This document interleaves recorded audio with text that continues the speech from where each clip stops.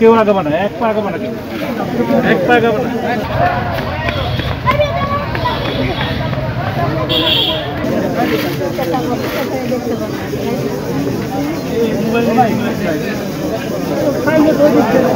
বক্সের ভিতরে লাশটা আপনার মৃতের শরীর, এটা আপনার লাশের উপরের অংশে কোনো কাপড় ছিল না, আর নিচের অংশে কাপড় ছিল, আর উপরের অংশটা পলিথিন দিয়ে ঢাকা ছিল এবং লাশটার উপরের অংশটা যেটা 2 হাত শরীরের সাথে নাইলন রশি, নীল কালারের নাইলন রশি দিয়ে বাঁধা ছিল এবং উপরের অংশটা পলিথিন ঢাকা থাকায় উপরের অংশটা একটু পচনশীল হয়ে গিয়েছে খুব দ্রুত।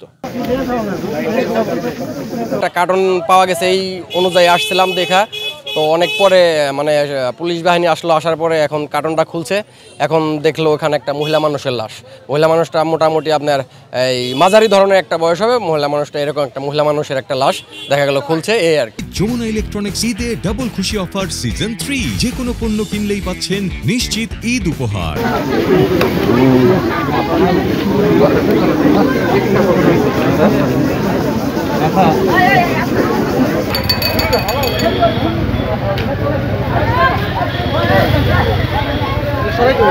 সকালে যখন ভোর 6টা, 6:30টার দিকে বাজারের দিকে যাই, আমি দেখে যাই এখানে একটা কার্টন। এটা প্রথম কার্টন দেখেই মনে করছি যে হয়তো একটা মাছ ভর্তি থাকতে পারে, আর না হয় হয়তো কোনো একটা খারাপ কিছু থাকতে পারে।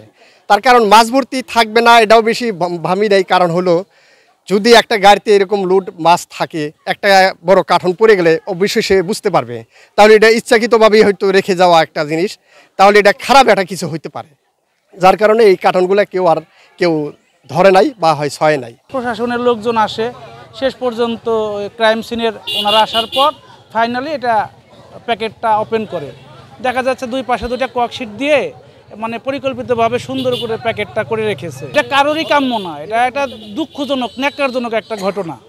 এটা আসলে কখনোই কোথাও কাম্য না। আমরা দেখলাম ওই যে কার্টনের ভিতরে ঢুকে অফিসারকে কার্টনটা খুলে মিলে বাইর করলো, এটাই সারাদিন ধরে আমরা দাঁড়ায় রয়েছে দেখার লিগে দেখলাম।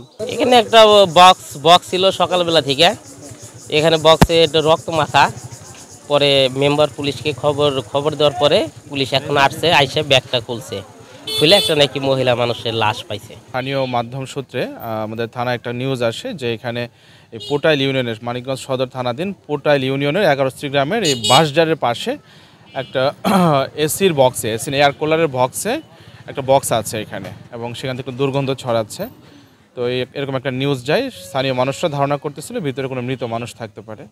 তো আমরা সেই খবর পেয়ে আমরা সাথে সাথে আমি এডিশনাল এসপি সদর সার্কেল, আমার অফিসার ইনচার্জ এবং থানার অফিসার ইনচার্জ অপারেশন আর ইন্সপেক্টর অপারেশন এবং অন্যান্য অফিসার ফোর্স, এবং আমরা সবাই এখানে সাথে সাথে আসি।